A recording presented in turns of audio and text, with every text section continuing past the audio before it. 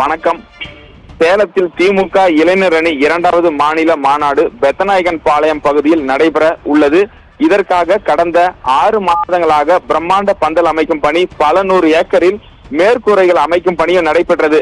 December 17ஆம் தேதி மாநாடு நடைபெறும் என்று அறிவிக்கப்பட்டது. அதற்கான பரபரப்பான பணிகள் நடைபெற்று வந்தது.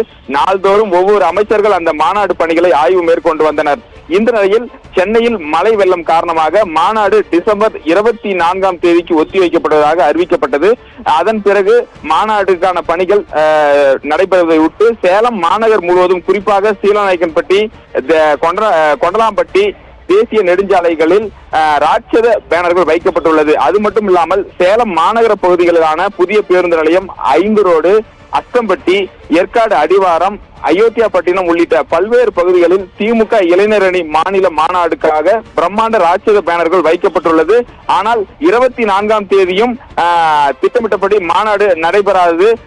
ஏனென்றால் தென் மாவட்டங்களில் மழை வெள்ளம் காரணமாக மாநாடு நடைபெறாமல் தேதி குறிப்பிடாமல் ஒத்திவைக்கப்பட்டுள்ளது. ஆனால் மாநாட்டிற்காக வைக்கப்பட்ட ராட்சத பேனர்கள் ஆங்காங்கே பிரம்மாண்டமாக அமைக்கப்பட்டு ஆங்காங்கே நிற்கிறது. குறிப்பாக 2 தினங்களுக்கு முன்பு அயோத்தியாப்பட்டினம் பகுதியில் அமைக்கப்பட்ட பேனர்கள் விழுந்து 5க்கும் மேற்பட்ட கடைகளில் மிகப்பெரிய பாதிப்பு ஏற்பட்டது.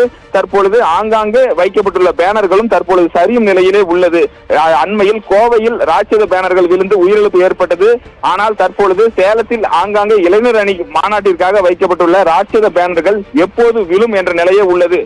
தேசிய நெடுஞ்சாலைகளிலும் பிரதான சாலைகளிலும் இந்த பேனர்கள் வைக்கப்பட்டுள்ளதால் வாகன ஓட்டிகள், பொதுமக்கள் அச்சத்துடனே அந்த பகுதியில் கடந்து செல்கின்றனர். உடனடியாக இந்த ராட்சத பேனர்களை அகற்ற வேண்டும் என்பதே சேலம் மக்களின் கோரிக்கையாக உள்ளது.